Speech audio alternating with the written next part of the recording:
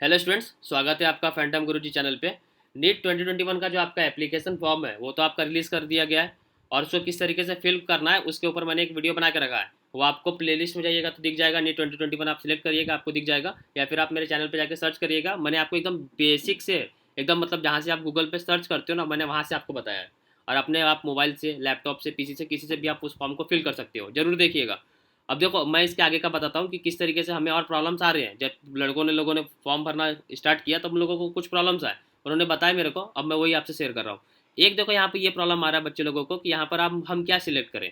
ठीक है, तो देखो, आपने जहाँ से ट्वेल्थ पास किया है, या फिर अगर आप जिस स्टेट से अपियरिंग हो, ठीक है ना, जहाँ से आप मतलब ट्वेल्थ किए हो या फिर करने वाले हो, मतलब करने वाले मतलब अभी अभी ट्वेल्थ में रहोगे, तो वो आपको यहाँ पर स्टेट सिलेक्ट करना है। जैसे मैं महाराष्ट्र का हूँ तो मैंने महाराष्ट्र सिलेक्ट कर दिया है। ठीक है, जैसे कोई बच्चा सीबीएसई का है और वो समझ लो महाराष्ट्र से पढ़ रहा है, तो आपको महाराष्ट्र सेलेक्ट करना है वहाँ पे। ठीक है ना, तो इस तरीके से आपका। फिर नेक्स्ट आपका कैटेगरी। कैटेगरी में देखो एक प्रॉब्लम है आपका कि ओबीसी एनसीएल। एनसीएल का मतलब होता है नॉन क्रीमी लेयर। तो अगर आपके पास सर्टिफिकेट है नॉन क्रीमी लेयर का तो आप अप्लाई करिए ओबीसी एनसीएल के साथ। ठीक है, कुछ लड़के ऐसे भी होते हैं जिनके पास ओबीसी सीएल का सर्टिफिकेट है। सीएल मतलब क्रीमी लेयर। तो देखो, अगर आप क्रीमी लेयर में आ रहे हो ना, तो अब आपको ओबीसी डाल के कोई मतलब नहीं रहेगा। तो अब ज़्यादा अच्छा है कि आप जनरल से ही अप्लाई कर दो। ठीक है, देखो, नॉन क्रीमी लेयर होगा तब जाकर आप ओबीसी से सिलेक्ट करो। ठीक है, अगर आपके पास क्रीमी लेयर का सर्टिफिकेट है तब आप जनरल से चले जाओ। ठीक है, तब आप जनरल से अपने फॉर्म को फिल करो। और ये उसके बाद देखो, एक और एक कैटेगरी यहाँ पे जनरल ईडब्ल्यूएस। जनरल ईडब्ल्यूएस का अगर आपके पास फॉर्म है या फिर इसका सर्टिफिकेट अगर आपके पास है, या फिर इन फ्यूचर अगर आपको लग रहा है कि हमारे पास काउंसिलिंग के टाइम तक हमारे पास इसका सर्टिफिकेट आ जाएगा, तब आप क्या करो, जनरल ईडब्ल्यूएस से सिलेक्ट कर दो। ठीक है, या फिर जो भी आपका कैटेगरी, जैसे समझो कोई ओबीसी का स्टूडेंट है और उसके पास अभी उसके पास नहीं है, तो क्या करेगा वो, अभी आप सिलेक्ट कर दो इसको ओबीसी एनसीएल का। जब आपका काउंसलिंग स्टार्ट होगा आपको उस समय पे लेकिन आपको उनको प्रोवाइड करना पड़ेगा। अगर कर दिए तो ओबीसी में एडमिशन हो जाएगा, और नहीं किए तो फिर आपका जनरल में हो जाएगा। तो कोई प्रॉब्लम लेने वाली बात नहीं है, समझ में आ गया होगा। एससी एसटी का भी सेम क्राइटेरिया है। ठीक है, एनसीएल के बारे में मैंने क्लियर कर दिया है। चलो, मैं यहाँ पे ओबीसी एनसीएल सिलेक्ट कर ही लेता हूँ। ठीक है, तब आगे आपको बता दूंगा कि क्या, क्योंकि यहाँ पे कोई डॉक्यूमेंट अभी आपको अपलोड करना नहीं है। ठीक है, इसलिए फिर ये देखो, यहाँ पे कोई प्रॉब्लम नहीं है। अब एक प्रॉब्लम देखो यहाँ पर आ रहा है। चलो, इसको थोड़ा सा ऊपर कर देता हूँ। Qualifying exam code. तो देखो, इसके बारे में मैं आपको पूरा डिटेल में बता देता हूँ कि किस तरीके से है आपका क्वालिफाइंग एग्जाम कोड। ठीक है, देखिए, इसको हटा देते हैं पूरा। अब सिलेक्ट जब करोगे तो कोड टू, कोड वन, इस तरीके से आपको दिखाएगा यहाँ पे। ठीक है ना, देखो, इस तरीके से आपको कोड दिखा रहा होगा, 7 तक कोड दिखा रहे हैं। ठीक है, तो इसमें क्या करना है, मतलब किस के लिए क्या फिल करना है मैं आपको बताता हूँ अच्छे से। देखो, इसके लिए देखो, यहाँ से आप, मैं इसको ओपन कर देता हूँ। हाँ, यहाँ पे देखो आपको दिया हुआ है इन्फॉर्मेशन बुलेटिन में कि क्या आपका एग्जामिनेशन कोड्स है। देखो यहाँ पे कोड वन जो है ना, वो आपका ट्वेल्थ अपियरिंग स्टूडेंट के लिए है। कोड वन किसके लिए, आपका ट्वेल्थ अपियरिंग स्टूडेंट के लिए है। ठीक है, कोड वन किसके लिए, आपका twelfth appearing student. Code one जो है ना, ये आपका है ट्वेल्थ अपियरिंग स्टूडेंट। मतलब अपियरिंग का मतलब जो इस साल ट्वेल्थ में थे उनका रिजल्ट अभी तक तो आया नहीं है, या फिर जिनका रिजल्ट आने वाला है, वो जो कैंडिडेट रहेंगे वो यहाँ पर आप कोड वन आप सिलेक्ट करिएगा। तो क्या लिख देता हूँ मैं, ट्वेल्थ अपियरिंग स्टूडेंट्स। ठीक है, ट्वेल्थ अपियरिंग स्टूडेंट्स। आप कोई भी बोर्ड से रहो, एनी बोर्ड।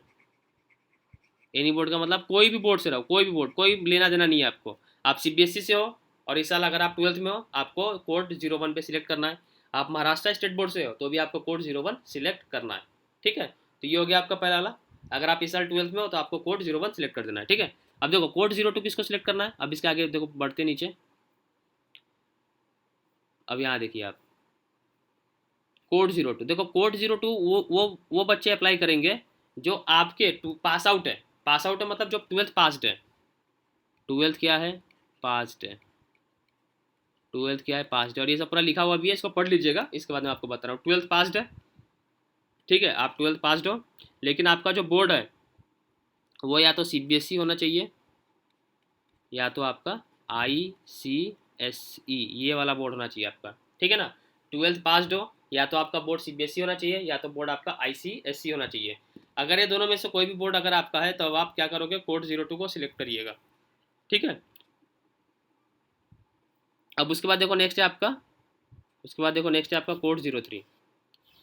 उसके बाद है आपका कोड 03। देखो कोड 03 जो है, कोड 03 आप वो स्टूडेंट सिलेक्ट करोगे जो आप ट्वेल्थ पास्ड हो।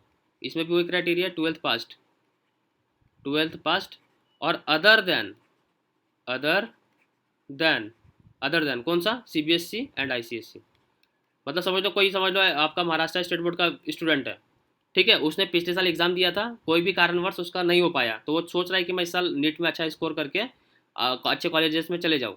तो आप किस में सिलेक्ट करोगे? कोड 03 में सिलेक्ट करोगे आप। 12th पास्ड है, अदर देन कोई भी board, other than CBSE and ICSE board, Maharashtra state board हो गया, कर्नाटका, यूपी, बिहार, जो भी बोर्ड है, आपको कोड 3 में सिलेक्ट करना है।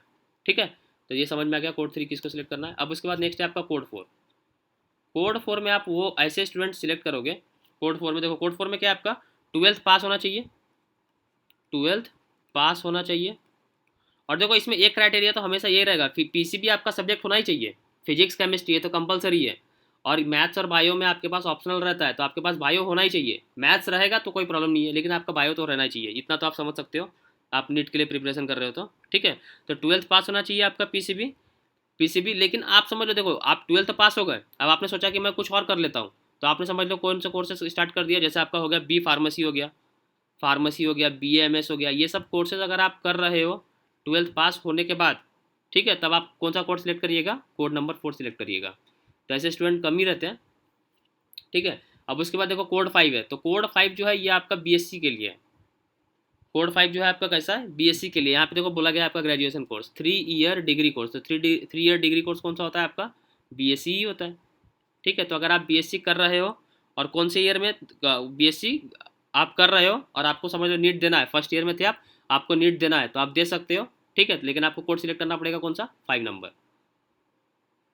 चलिए समझ में आ गया। अब नेक्स्ट है आपका कोड 6। देखो कोड 6 क्या है आपका, कोड 6 क्या है, यहाँ पे देखो एज का तो कोई क्राइटेरिया होता नहीं है, ओपन वाले जो है वो 25 ईयर्स तक इस फॉर्म को फिल कर सकते हो, ओबीसी वाले 28 साल, SC ST वाले 30 ईयर्स तक आप इस फॉर्म को फिल कर सकते हो, मतलब नीट का एग्जाम आप 30 ईयर्स तक दे सकते हो, SC ST वाले, ओपन वाले 25 ईयर्स तक। ठीक है ना, तो कोड 6 जो है वो क्या बोलता है कि अगर आपका बीएससी कंप्लीट हो गया है या फिर इस साल आपका कंप्लीट हो जाएगा, कोरोना के कारण थोड़ा सा लेट हो गया, नहीं तो अभी तक आपका हो ही गया था ग्रेजुएशन कंप्लीट, तो समझ लो अगर आपका बीएससी इसी साल होने वाला है या फिर आपका कंप्लीट हो चुका है, तो उसके लिए आपको क्या करना है, कोड नंबर 6 को सिलेक्ट करना है।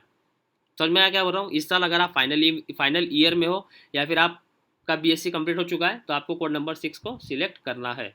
ठीक है, कोड नंबर 7 जो है ये फॉरेन स्टूडेंट्स के लिए होता है। ये किसके लिए होता है, फॉरेन स्टूडेंट्स के लिए, जो NRI होते हैं ये सब अगर नीट का एग्जाम देना चाहते हैं तो वो किसको सिलेक्ट करेंगे, आपका कोड नंबर 7 को सिलेक्ट करेंगे। ठीक है, तो ये आपका पूरा था एलिजिबिलिटी क्वालिफाइंग क्राइटेरिया कोड के लिए, तो इसको हमने डिटेल में डिस्कशन कर लिया है। अब देखो फॉर्म के ऊपर आ जाते हैं, तो ये था आपका क्वालिफाइंग एग्जाम कोड, तो इसको आप यहाँ पे सिलेक्ट करके जो भी कोड में आप रहोगे उसको आप यहाँ से सिलेक्ट कर सकते हो। ठीक है, चलो मैं आपका कोड 2 ही सिलेक्ट करके रखा था क्योंकि मैं पास हो चुका हूँ, इसलिए मैं कोड 02 सिलेक्ट करके रखा हूँ। ठीक है ना, और उसके बाद फिर आप ये रख दीजिएगा 3812। ठीक है ना, तो इसको कर दीजिएगा, तो ये आपका फॉर्म आगे प्रोसीड हो जाएगा। Security pin did not match, चलो एक बार और डाल देते हैं, SW8275। इसमें ये प्रॉब्लम आ रहा है आपको, एक दो बार के बाद ही मतलब वो लेता है इस चीज़ को। ठीक है ना, ये खत्म हो गया आपका, ये हटाओ। अब यहाँ पे आप सब सिलेक्ट कर लीजिएगा, इसके बाद मैं आपको दिखा देता हूँ कि अगर आपने क्राइटेरिया को सिलेक्ट कर लिया है, मतलब कैटेगरी को सिलेक्ट कर लिया है, तो फिर कुछ और आपको फॉर्म फिल करना है कि नहीं करना है, तो इसी चीज़ को हम देख लेते हैं। माय नेम सब पे इस पर ब्लू टिक मारिएगा आप।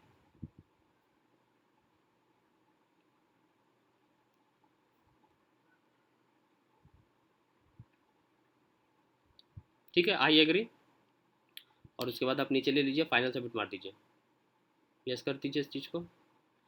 ठीक है, तो देखो ये आपका खत्म हो गया एप्लीकेशन फॉर्म। इसके बाद आप डॉक्यूमेंट अपलोड पे जाइएगा, अपलोड डॉक्यूमेंट्स नीचे दिखा रहा है, इस पर क्लिक कर दीजिए। तो देखो अभी भी आपको ना वही डॉक्यूमेंट्स मांग रहा है जो आपको पहले डॉक्यूमेंट्स मांग रहा था, मतलब अगर आप जनरल कैटेगरी से फॉर्म को फिल कर रहे हो तो भी आपको वही डॉक्यूमेंट्स अपलोड करना है, और अगर आप कैटेगरी स्टूडेंट वाले हो तो भी आपको वही डॉक्यूमेंट्स अपलोड करना है, तो इस बात का टेंशन लेना नहीं है।